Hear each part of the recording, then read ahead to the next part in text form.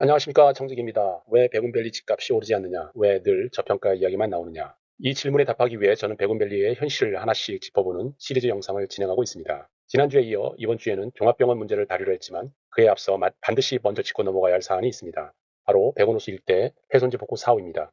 항상 말씀드리지만 이 영상은 누군가를 공격하기 위한 것이 아니라 지역의 문제를 바로잡고 하루라도 빨리 백운밸리의 가치가 정상화되기를 바라는 공공의 목적으로 제작되고 있음을 말씀드립니다.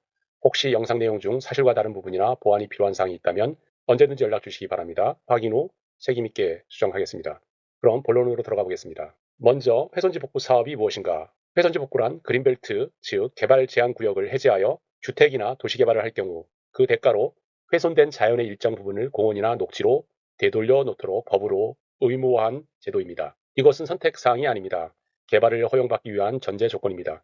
또한 훼손지 복구 계획은 국토교통부 중앙도시계획심의위원회의 의결을 거쳐 승인된 계획대로 그대로 이행되어야 합니다. 임의로 축소하거나 지연할 수 있는 사항이 아닙니다. 백운밸리 훼손지는 백운지구, 장안지구, 고천지구, 월암지구, 청계 2지구, 총 5개 도시개발 지구에서 발생했습니다.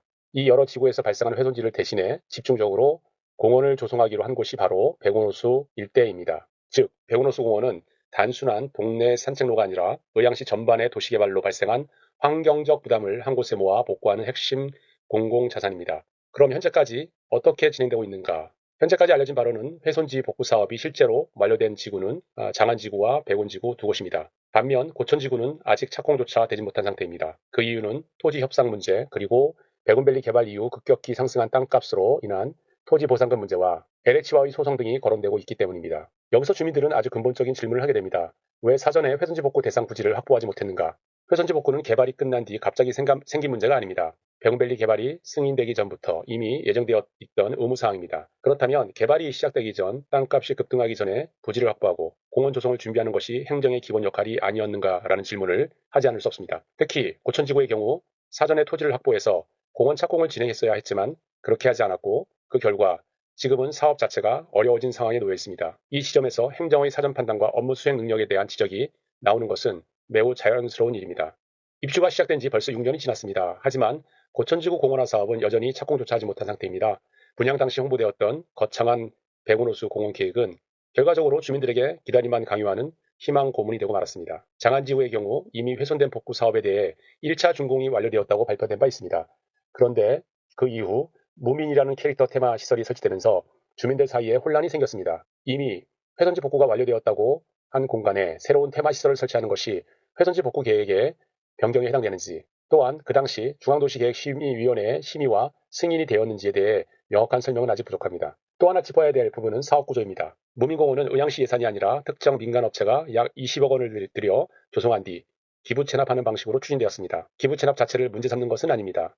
다만 왜 해당 지구와 직접적인 관련이 없는 업체가 이 비용을 부담했는지 그 구조가 다른 사업이나 계약과 연결된 것은 아닌지에 대해서는 충분한 설명이 필요합니다. 또한 이 과정에서 특정 업체가 여러 공공사업을 반복적으로 수의계약 방식으로 수행해 왔다는 점도 주민 입장에서는 의문을 제기할 수밖에 없습니다. 공공사업이라면 왜 공개 경쟁 입찰이 아니었는지, 왜 같은 업체가 반복되었는지에 대한 설명이 있어야 신뢰가 생깁니다. 또 하나 짚고 넘어가야 할 문제는 백운호수 일대 이른바 무민공원에 설치된 캐릭터의 라이센스 비용 문제입니다. 현재 기부 체납을 한 업체가 2026년 9월까지의 라이센스 비용은 선지급한 상태이지만 그 이후부터는 연간 매년 5천만 원이라는 적지 않은 예산을 캐릭터 사용 비용으로 지출하는 것이 과연 시민의 삶의 질 향상과 도시가치 제고에 그만한 공공적 가치가 있는지 이 부분은 시민 한 분 한 분이 냉정하게 판단해 보셔야 할 문제인 것 같습니다. 더욱 우려되는 것은 이 무민공원 설치 과정과 관련해 최근 일부 언론에서 특정 인물과의 연루 의혹이 제기되었고 현재 수사기관이 관련 사안을 수사 중이라는 보도가 이어지고 있다는 점입니다.